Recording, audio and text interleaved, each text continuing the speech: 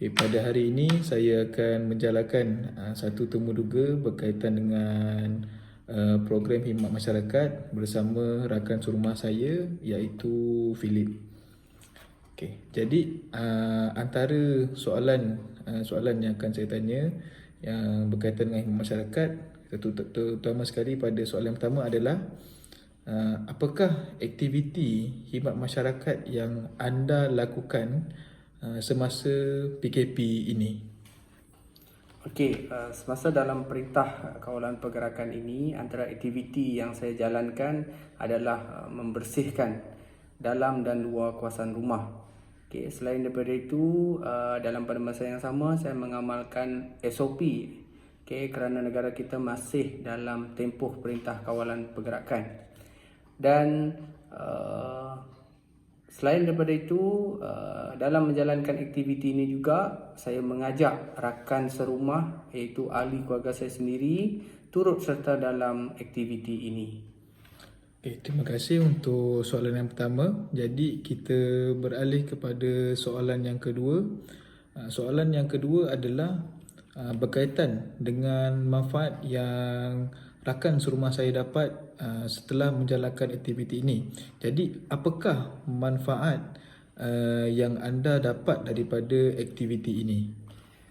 Manfaat daripada aktiviti ini ianya dapat memupuk kerjasama sesama rakan, dan selain daripada itu dapat mengisi masa lapang dengan aktiviti yang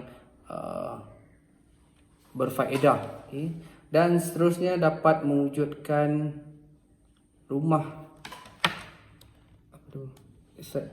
dapat menjadikan rumah kawasan yang bersih untuk didiami, dan seterusnya memupuk nilai murni dalam diri individu. Jadi kita akan teruskan temuduga ini dengan soalan yang ketiga. Jadi soalan yang ketiga ini adalah berkaitan dengan bagaimana kita hendak galakkan rakan ataupun ahli keluarga bagi turut serta dalam aktiviti mengemas dan membersihkan dalaman serta luaran rumah. Jadi soalannya adalah bagaimana anda hendak galakkan rakan anda atau ahli keluarga supaya terlibat dalam aktiviti ini? Antara galakan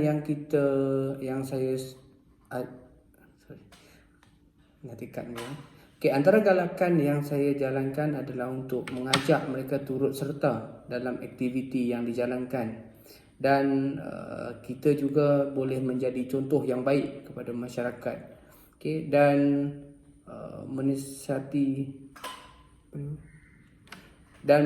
menasihati mereka dengan cara yang baik dengan menanam sikap suka membantu orang lain. Baik. Itu adalah antara cara-cara yang kita dapat galakkan rakan-rakan kita, rakan serumah terutamanya ataupun ahli keluarga kita untuk menyertai kita dalam program khidmat masyarakat. Jadi untuk soalan seterusnya adalah soalan yang keempat. Soalan ini adalah bertujuan untuk tanya apakah tujuan kita membuat aktiviti khidmat masyarakat ini diadakan. Jadinya soalannya adalah berbunyi, apakah tujuan aktiviti khidmat masyarakat seperti ini diadakan? Tujuan khidmat masyarakat ini dijalankan adalah untuk menimbulkan suasana ceria dengan mewujudkan sikap saling bantu-membantu. Selain daripada itu, ianya juga dapat mengeratkan hubungan antara satu sama lain, dan kita juga dapat mempraktikkan kebolehan interpersonal communication dalam suasana yang mencabar untuk menjayakan program ini. Baik. Seperti yang kita tahu, interpersonal communication ini adalah satu skill yang dapat membantu kita dalam menguruskan program dan aktiviti-aktiviti yang melibatkan ramai orang. Jadi saya akan beralih ke soalan yang terakhir, iaitu soalan yang kelima. Soalan yang kelima ini adalah berkaitan dengan setelah kita jalankan aktiviti-aktiviti khidmat masyarakat, apakah yang kita dapat rumuskan daripada aktiviti ini? Daripada program khidmat masyarakat ini dapat memainkan peranan yang penting dalam memupuk nilai kerjasama antara ahli keluarga.